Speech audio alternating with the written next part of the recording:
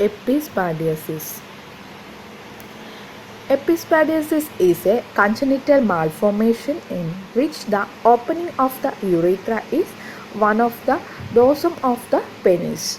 Epispadiasis is a congenital malformation in which the opening of the urethra is one of the dorsum of the penis. In boys with epispadiasis, the urethra generally opens on the top or side of the penis rather than the tip. However, it is possible for the urethra to be open along to the entire length of the penis. In girls, the opening is usually between the clitoris and the labia but may be in the belly area. Incidence: Epispadias occurs in 1 in 1,70,000 newborn boys and 1 in 4,84,000 newborn girls. Causes: the exact cause of epispadias is unknown and the related causes are related to improper development of the pubic bone, then failure of abdominal and pelvic fusion in the first month of embryogenesis. Then epispadias can be associated with bladder exstrophy. Classification of epispadias is based on the location of the meatus, the penis. It can be positioned glandular, penile and pinopubic. Glandular means on the glans, penile along the shaft of the penis, pinopubic near the pubic bone. The classifications are glandular, penile and pinopubic. Glandular means on the glans, penile along the shaft of the penis and pinopubic near the pubic bone. The position of the meatus is important because it predicts the degree to which the bladder can store urine. The closer of the meatus is to the base of the penis, the more likely to bladder will not hold urine. Symptoms: in males, abnormal opening from the joint between the pubic bones to the area above the tip of the penis. Then backward flow of the urine into the kidney or reflex nephropathy. Short, widened penis with an abnormal curvature.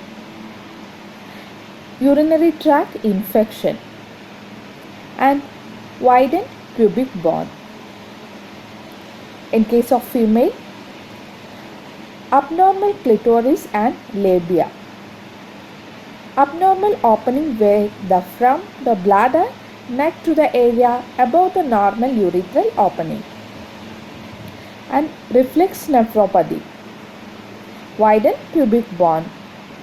Urinary incontinence and urinary tract infection. Diagnostic measures: first one, history collection; second one, physical examination.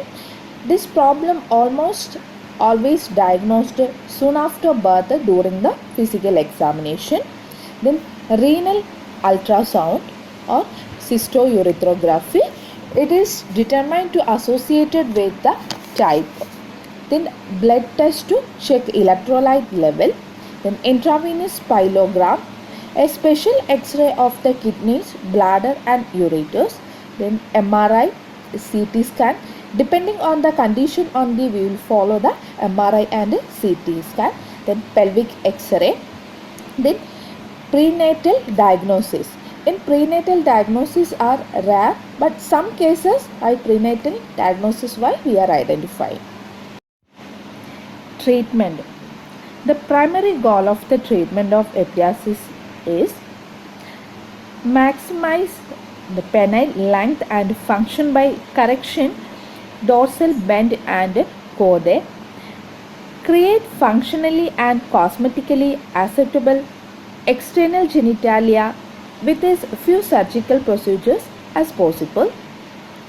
If the bladder and Bladder neck also involved surgical treatment is required to establish urinary incontinence and preserve fertility.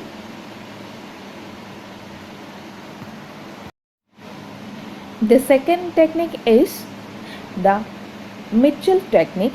It involves complete disassembly of the penis into the three separate components. Following disassembly, the three components are reassembled such that the urethra is in the most functional and normal position and dorsal chordae is corrected. Modified Cantwell technique.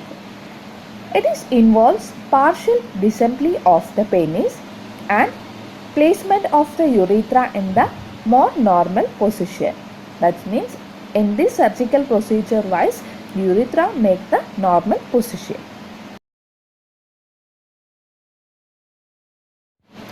Surgical techniques in female.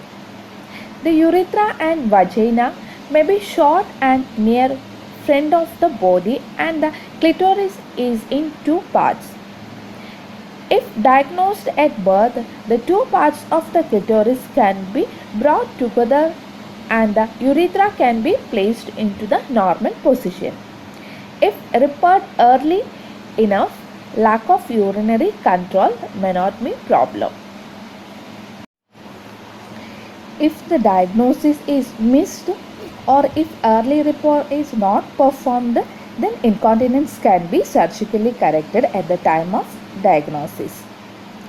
If the vaginal opening is narrow in older girls or young, reconstruction can be performed after puberty.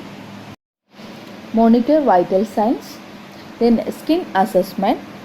The child's skin must be assessed continuously as incontinence is experienced with more severe forms of this anomaly.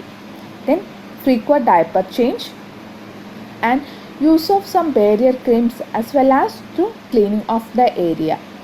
Then postoperative care involve monitoring of wound infection and urinary tract infection. Then the nurse should thoroughly explain all the procedure to the parents because the parents are too scared about the surgery and they have more doubt about the surgery. All these kind of things the nurse should clarify. Epicardias is a congenital malformation in which the opening of the urethra is on the dorsum of the penis. Thank you.